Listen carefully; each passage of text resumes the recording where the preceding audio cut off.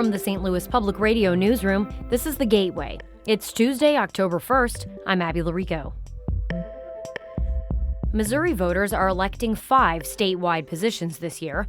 That includes the Secretary of State, at a time where election security is top of mind for many, especially after false claims about the 2020 election results. There's lots of concern about election security that stemmed from 2020, and that's kind of elevated the Secretary of State's position, in that way. Statehouse and politics reporter Sarah Kellogg speaks with St. Louis Public Radio editor Jonathan Ahl about the Secretary of State and Treasurer races. Plus, for a local restaurant owner, her Bosnian heritage and the food she makes create her sense of home. Most of the items are the traditional items. That's something that our moms and grandmas make at home. We'll have another story by participants in the NPR Next Gen radio project held in St. Louis, focused on the meaning of home. That's all coming up after this news on The Gateway. The St. Louis Reparations Commission presented a draft of its final report last night at City Hall. It includes eligibility requirements, recommendations for recognition, and ways to repay Black St. Louisans for years of racial discrimination in areas such as housing or education. St. Louis Public Radio's Andrea Henderson reports. More than 30 St. Louisans filled the Kennedy Room at City Hall Monday night for the last Reparations Commission meeting. Many Black St. Louisans questioned who would qualify for reparations and how much people would be paid for years of racial discrimination. As one former repair, Gwendolyn Cogshill wants the city to reinvest in a North St. Louis recreation space, the West End Center. She says the city leases it out and it's costly for many Black residents. You can have tutoring, you can have everything. We could just make it a great hub. That's what they do over in the city West End. Cogshill says the draft is solid and she would like to see grants for housing repairs come to fruition as another form of restitution. I'm Andrea Henderson, St. Louis Public Radio. The Cardinals will have new leadership in the front office after next season. Chaim Bloom will take over as president of baseball operations when John Mozeliak's contract is up after the 2025 season. The team finished this year with 83 wins and 79 losses, missing the playoffs for the second straight year.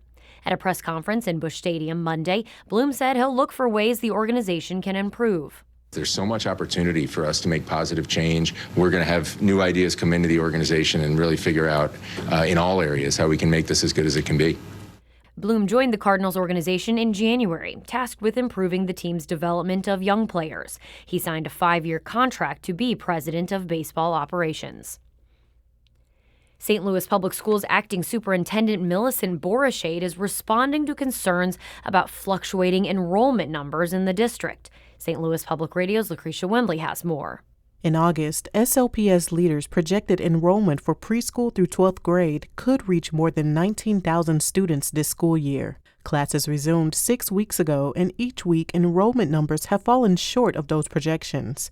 As of last Tuesday, enrollment was just over 18,000.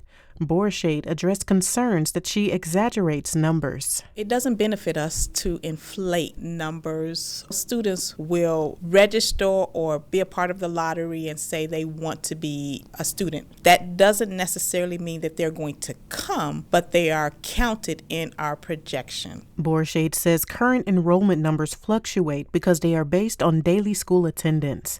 I'm Lucretia Wembley, St. Louis Public Radio. Missouri officials will allow doulas to be reimbursed by the state Medicaid program for the care they provide starting today. The Department of Social Services has issued an emergency rule that allows the reimbursements for the next 6 months. Doulas are health workers that support mothers before, during, and after birth. They provide mental health support, coaching, and education, sometimes outside of traditional medical settings. The new rule allows Missouri's Medicaid to reimburse doula services for women during their pregnancy, their delivery, and up to a year after they give birth. Dozens of pregnant and postpartum Missourians die each year, according to the Department of Health and Senior Services. Nearly 8 in 10 of those deaths were shown to be preventable, according to a recent report from the department. St. Louis and federal authorities announced Monday that they stopped a gang that distributed thousands of fentanyl pills throughout South St. Louis. St. Louis Public Radio's Chad Davis reports. 15 members of a St. Louis-based gang have been charged with gun and drug crimes, according to local and federal agents. Authorities say members of the 55 Boys gang dealt fentanyl in South St. Louis. They identified Devontae Lindsay and Andre Pearson as its leaders. St. Louis Police Chief Robert Tracy says the department worked closely with federal agents. This type of organized crime has no place in the city of St. Louis or our region. We know drug sales can have major ripple effects, including robbery, shootings, and violence. Officers seized about 24 firearms, thousands of capsules of fentanyl, and more than $120,000 in cash. I'm Chad Davis, St. Louis Public Radio.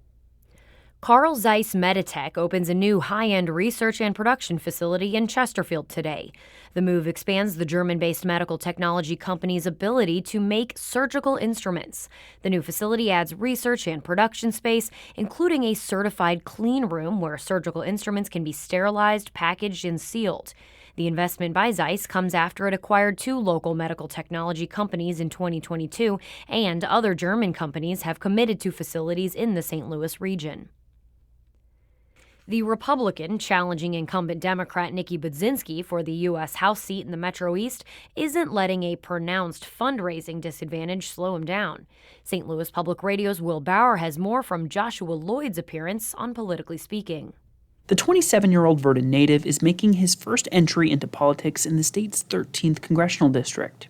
While the district could be winnable for a Republican, electoral experts have it rated as a safe or solid Democratic seat this year. One of the factors in those calculations is fundraising. Lloyd has raised $26,000 compared to Budzinski's $3.3 million. Lloyd says he's not concerned with finances. Because I'm actually out there talking with individuals, and this is not necessarily a money game, right? People always say it's about the money. No, it's about being analytical and understanding where to put your effort. Voters from the Metro East to Springfield and Urbana-Champaign will make their choice this fall. I'm Will Bauer, St. Louis Public Radio.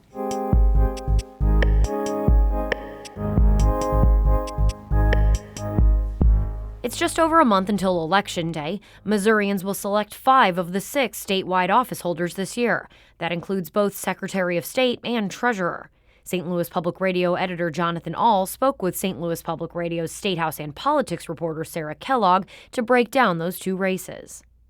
Let's start by breaking down the race for Secretary of State. Sarah, who are the candidates? So on the Republican side, we have State Senator Denny Hoskins, who was the victor of an 8-person primary back in August. Hoskins also pretty handily won that with 24% of the vote. Second place had almost 17% for context. Hoskins has been in the Missouri legislature for the past 16 years, 8 years in the House, followed by 8 years in the Senate. He's term limited, and he says he's running for Secretary of State because he wants to make sure Missouri's elections are free and fair. For the Democrats, the candidate is State Representative Barbara Pfeiffer. She ended up defeating 2 other candidates with about 41% of the vote. Pfeiffer has served in the Missouri House for the past 4 years, so she could run again for 2 more terms. And she said she was fully prepared to actually finish her political career. But she said she was concerned about the Secretary of State race and decided to run because she felt there was a need for a strong Democrat candidate for that race in particular. So what are the big differences between these candidates? And maybe more importantly, what does the race say about the election year as a whole? I will say something that has made headlines and something that has made Hoskins even stand out from his fellow Republicans is his desire to have Missouri hand count ballots for election results. This is something that even recently St. Louis County's Republican and Democrat election directors very much disagree with. That's a big point in Hoskins's policy. And Pfeiffer does not agree with that stance. Another area that's kind of in the realm of the Secretary of State's office is offering some but not all library funding.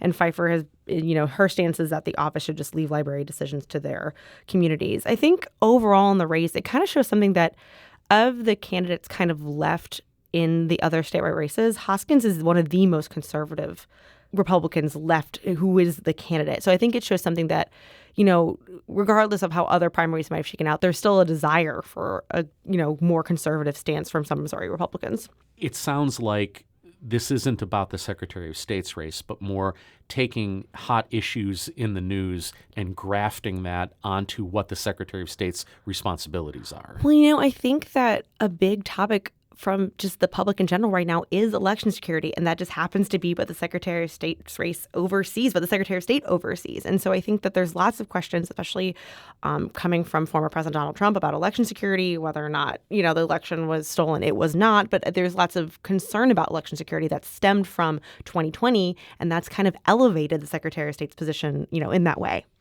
Let's move over to the treasurer's race. Who's running in that one? In this one, we have current treasurer Vivek Malik, who is running his first election campaign. Malik was appointed by Governor Mike Parson, so this is the first time he's had to win over voters. He was primaried by other Republicans, but ultimately he did win with 41% of the vote. The Democratic candidate is Mark Osmak. He's an Army veteran. He has political experience working for Senator Claire McCaskill and then Representative, but now Senator Tammy Duckworth in Illinois. This is his third time running for office. This time around, he was unopposed in the primary, and he said there's interest in the treasurer's position because there's just a lot of decision making and processing and evaluation that goes into it, which is something he's passionate and interested in. What are the dynamics in this race between them? I think this, there was a question of this in the primary, and I think it still lingers, which is whether voters will give kind of the stamp of approval for Parson appointees, which Malik is one of those. I think his win in the primary does answer that a little bit, but I'm curious to see kind of like how other voters are going to go along with that. I will say that Malik got a lot of flack this year for advertising the state's unclaimed property program on unauthorized gaming machines. That was definitely a snafu. He was, slapped on the wrist by both Democrats and Republicans about that. And ultimately, he does say, he knows it was legal, but he admits that it was a mistake and he wouldn't have done it again. So I think there's kind of some growing pains with him in that office. And then we have Osmak, who, is a candidate, but he hasn't held office. So I think it is kind of an interesting as far as not as much experience for both of these candidates as there are on other races. St. Louis Public Radio's Sarah Kellogg, thank you very much. Thank you. Sarah was speaking there with St. Louis Public Radio editor Jonathan Ahl. You can read more of our coverage of the 2024 election by going to STLPR.org.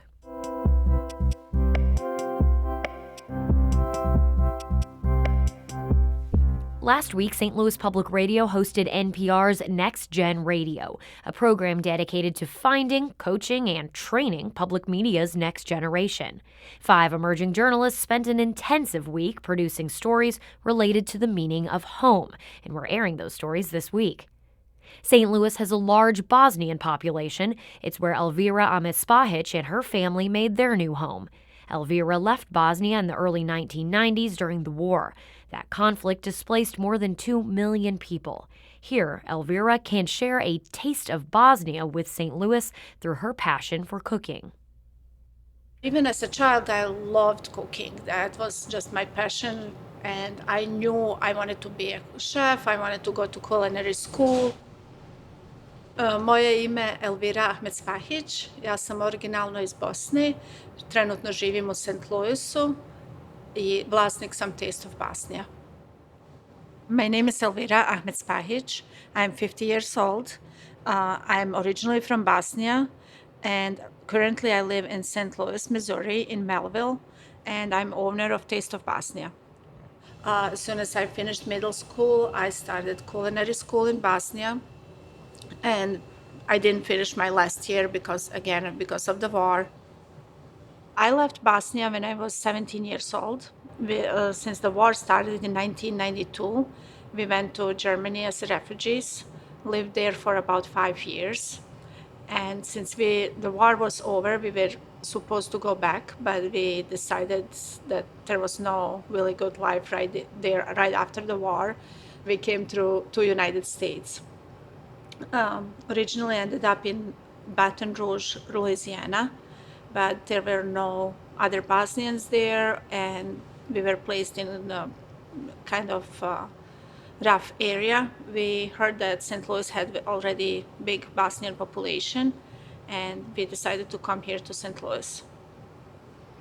I came together with my husband, his parents, his brother and sister, and also I was 8 months pregnant when we arrived to the United States. Family is here, so that makes it home. Always in my mind, I had that at one point I will have my own restaurant, that I will run the place, that I will be cooking all day long. We opened the restaurant in June of 2021.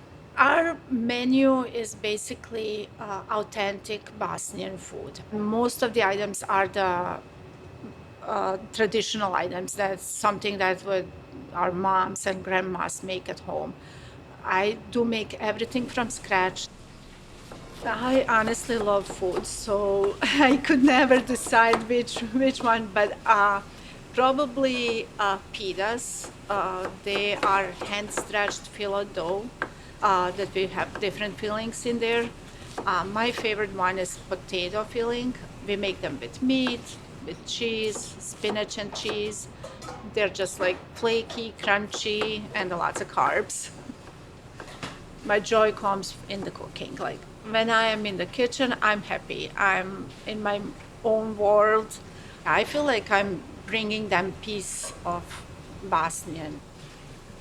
We do have a lot of different, I would say, nationalities coming here. There's a lot of Americans, there's a lot of Asian people, there's a lot of Indian people. It makes me happy to see everybody coming and trying our food. Concept of home really means it doesn't matter where it is, as long as you have family and your immediate family, your kids, your parents, husband, siblings, close, that is home. That story was produced by Jacob Wiegand with NPR's Next Gen Radio.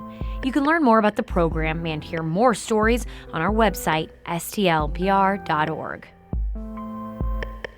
The Gateway is a production of St. Louis Public Radio, a listener-supported service of the University of Missouri St. Louis. Music by Ryan McNeely of Adult Fur. I'm Abby Larico, and from the St. Louis Public Radio newsroom, this has been The Gateway.